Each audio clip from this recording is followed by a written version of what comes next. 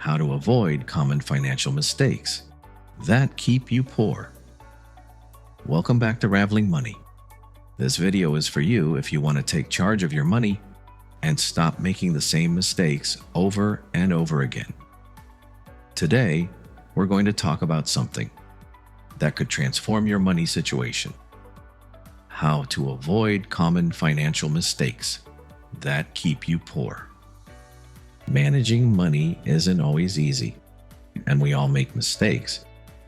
But the good news is that many of these mistakes can be avoided. So let's look at some of the most typical mistakes individuals make with money and how to avoid them. Are you ready? Let's get started. Living beyond your means. First of all, the biggest mistake that keeps a lot of people in debt is living beyond their means. Now, what does that mean? It's when your way of life costs more than you make. You might start spending more since you've been given a bigger credit limit. Or maybe you make enough money to get by, but you still live paycheck to paycheck because you spend too much. Let's say Alex makes $3,000 a month, but spends $3,200.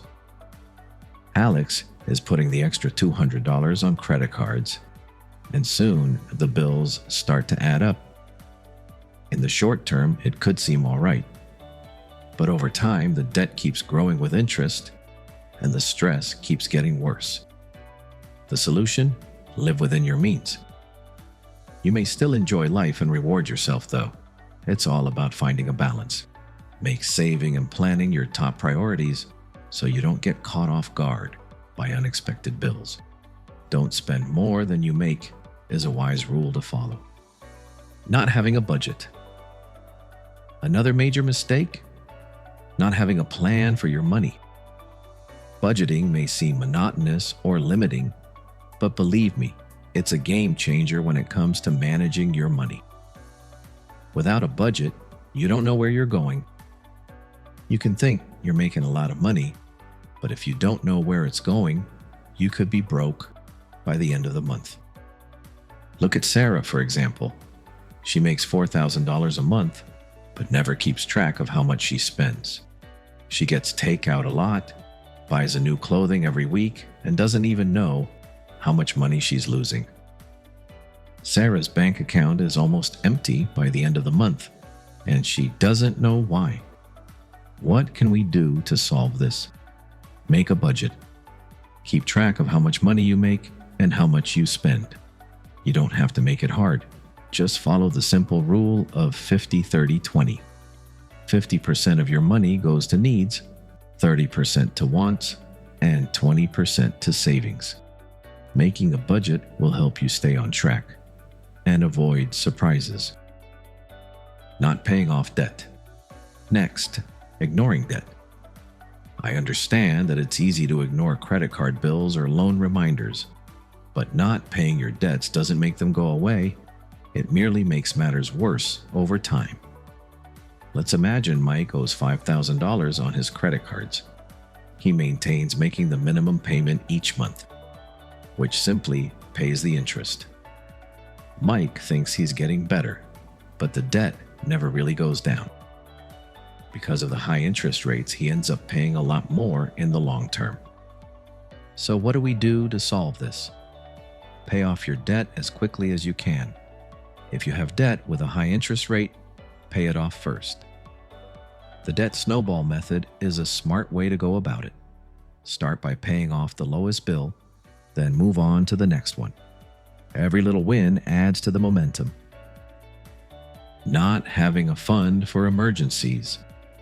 Not having an emergency fund is another significant error people make. Things happen in life, as when your car breaks down, you lose your job, or you get a surprise medical bill. If you don't have an emergency fund, these surprises can put you in debt right away. Let's think about Ben. Ben doesn't have any money saved up, so he needs to use his credit card to pay for repairs when his car breaks down. Ben is now dealing with more debt on top of his regular bills, and the stress is just getting worse. So what's the answer? Even if it's just a little bit, start saving for an emergency fund. Set aside $500 to $1,000 for little emergencies, and then work toward having enough money to live on for 3 to 6 months. It will help you stay out of debt every time something goes wrong and provide you peace of mind. Putting off. Saving for retirement. Too many people make the mistake of not investing for retirement. You might think, I'll save when I'm older, or I don't need to worry about retirement yet. But the sooner you start, the more you can take advantage of compound interest. That's the magic that makes your money grow quicker. Let's talk about Jenny. At 25, she chooses to start saving for retirement when she turns 30. She'll have saved a lot of money by the time she's 60.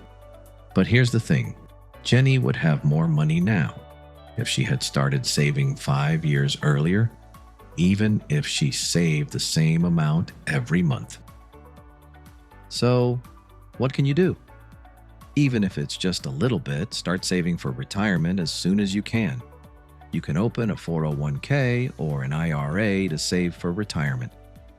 Even saving $50 a month now can have a big impact later.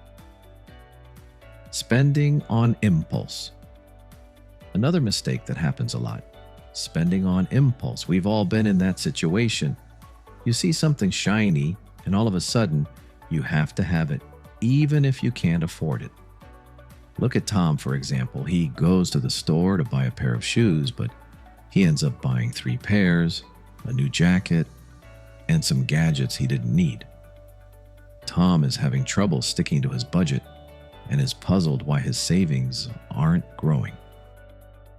Keep in mind that no one is perfect and that we all make mistakes.